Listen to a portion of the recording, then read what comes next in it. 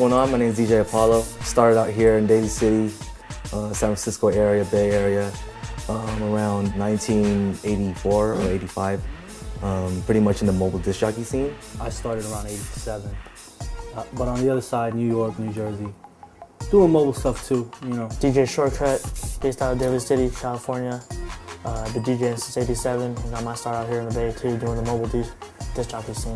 Basically, Vin moved out here in what year was it? 97, 98.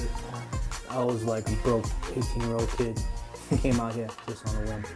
When we just started hanging out, we both worked at Q's Records, top of the hill, Daly City. Top of the hill, DC. What's up, Q? What up, bud? But yeah, we would just sit around the store, talk about DJing, you know, what record do you have, what record do you not play, or do you play, and do you have this, and don't you have this? And actually, we started getting booked out together, all three of us, and that was that pretty much. I think one of the other tying things was we all used to do this night called the Beat Lounge. Oh yeah. At Old School Club Deco, downtown San Francisco. What street was that? Larkin.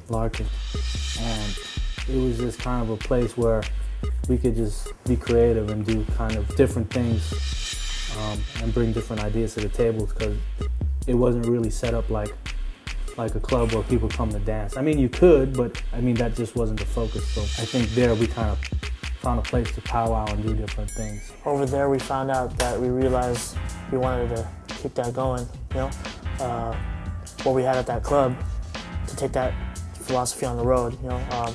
Not just doing the scratches and all that, but doing the club DJing as well. Back when the turntable scene was just getting started, it was to where people wanted to see a lot of scratching and a lot of tricks, because it was new, and it was at the point where, back then it was at a point where it was fresh and it didn't hit the mainstream yet. Yeah. And so then it was really, really fun. I think the great analogy for it, in my mind, is like, for example, when Jimi Hendrix came out, he was really revolutionary playing the guitar, and people were just amazed. But if someone was to do that today, it would just be like, well, what are you doing? You know what I mean? Yeah. Because they've seen it already. And you know, he's developed so many styles and inspired so many people, and now people just incorporate those things into their music. You know, it's spawned different kinds of DJs who took those things and have done different things. We try to be good at as many aspects as we can, as humanly possible.